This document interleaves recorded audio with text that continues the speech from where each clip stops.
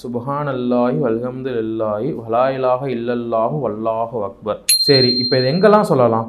சுபஹானல்லாஹ், அல்லாஹ் தூயவன். இப்போ நீங்கள் ரொம்ப பர்ஃபெக்டாக பிரம்மாண்டமாக ரொம்ப அழகான ஒரு விஷயத்தை பார்க்குறீங்க.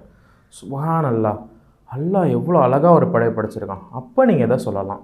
அல்ஹம்துலில்லாஹ், புகழ் அனைத்தும் அல்லாஹ்வுக்கே.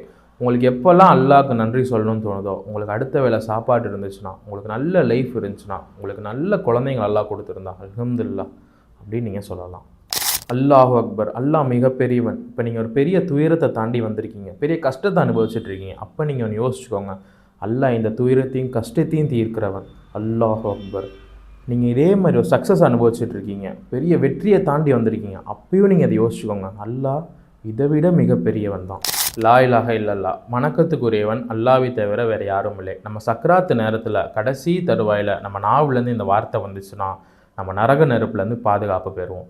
ஆனால் இதில் ஒரு விஷயம் இருக்குது, இது எல்லார் வாயிலிருந்தும் அவ்வளோ ஈஸியாக வந்துடாது. அதுக்கு நம்ம இப்போலேருந்தே திக்ரு பண்ணணும், தொழுகணும். அல்லாஹ்வோட நினைப்பிலே இருந்தால் மட்டும்தான் நம்ம கடைசி தருவாயில் இந்த வார்த்தை வரும். லா இலாஹ இல்லல்லா, வணக்கத்துக்குரியவன் அல்லாஹ்வை தவிர வேறு யாரும் இல்லை.